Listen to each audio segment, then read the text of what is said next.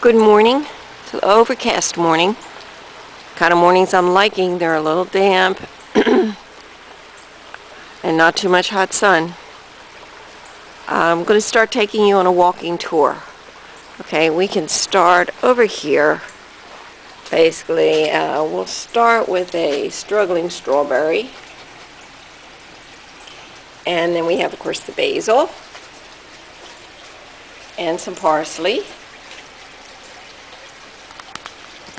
That is one of our grapevines. We plan to have it go up and over both ways because we have another one down here. One is red and one is white. Here is one of our hanging baskets and another with the upside down tomatoes. This area I call the meadow. And a dog. They do love to play in the morning. This has some very beautiful wildflowers. They'll last about another 2 weeks, I understand. These are called Mexican hats. Flowers pretty, the greenery part's not so, but still. Up here you will recognize our grotto. This is an annual, but I'm going to put it in for a little bit to give it a little bit of color. It likes the shade, which this side gets a lot of.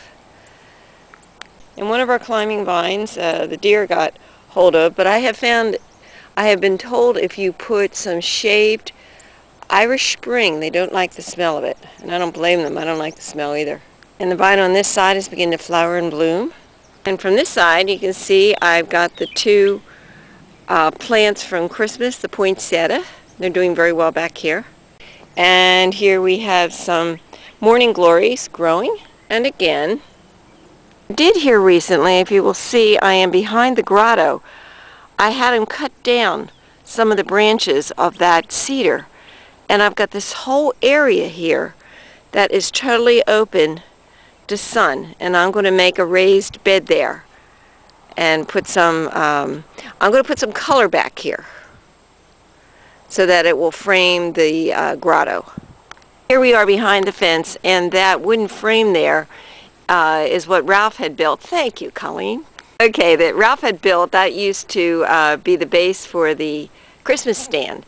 And what I'm going to do is put some cinder blocks underneath that and have another raised bed back here.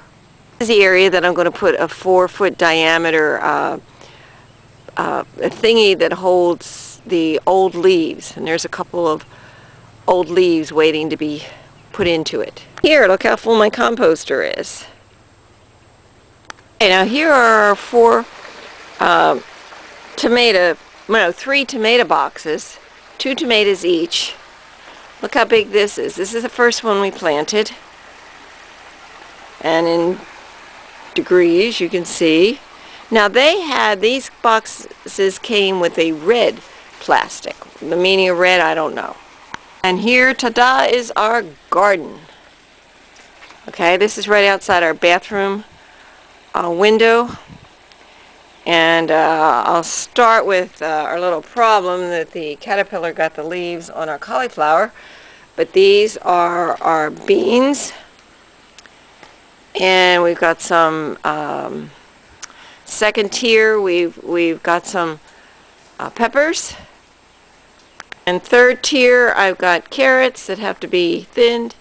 And some climbing spinach. And the thing that is climbing there is a bean plant in the middle. My work table where I've got where I could do some potting. And here is one of my old terrariums, and I've got some deep potting seed starter with some seed starting mix in there. And what I'm going to do is I'm going to put water in the bottom of that and have it like same idea, the water-based plants. It's the very first upside down tomato plant we planted, and that is doing very well. You can see some flowers on it. There's another. We had to do this. We planted these both the same day, but we got a bad windstorm the first night, and it was so bad that it did break off the tomato plant, but we saved it. It's out there in one of those water planters. Where the jury's still out, but I'm not too sure. I don't like the design of these topsy-turvy upside down, as ugly as the casing is. We're not too sure. Okay, what we have here is Ralph wanted to put 2 tomato plants in the ground. See how they do compared to our upside down. And hard to see, but we've got some onions coming up. They are not weeds. Nice little row of onions. And that is the top of a pineapple. Ralph likes to plant those. We will get another pineapple out of that. And ooh, I think we have more peppers here. Oh, I know we're waiting for some garlic to come up here. And I think we have a potato up here. More peppers. And maybe more peppers back there. Okay, I'm going to leave the rosemary in that pot, but these 3 pots, I'm going to take the salvia out of, transplant those, and I'm going to put some berry bushes in there. And I've got to show you this. I call this my septic garden. And it's got some annuals and some perennials in it. Down here is some lavender, and I've got another one on the other side. And I'm going to be planting more of those where they may spread. And has some natural growing lavender there.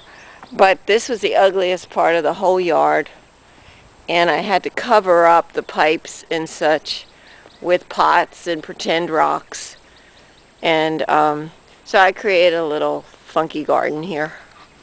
I worked here yesterday. Well, we worked here earlier this week burning out the weeds. There were a lot in here. Fine weeds, so it was really good. But I cleaned out the pond yesterday. And what I've got growing here is some lavender, yes. And I've got a daylily here. And over there is a hibiscus like you use for hibiscus tea. Here is the cactus garden. And you see I just transplanted a couple little cacti there that were in a pot on the porch, funky looking things. But they'll do well here. But I have a hard time reaching this with my hose, so it's a perfect little cactus garden. I don't need to do anything with it. And then I have a whole bunch of pictures I've taken as these cacti and other flowers have bloomed this spring.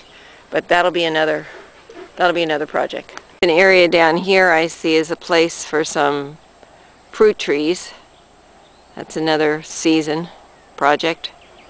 Maybe yet this year.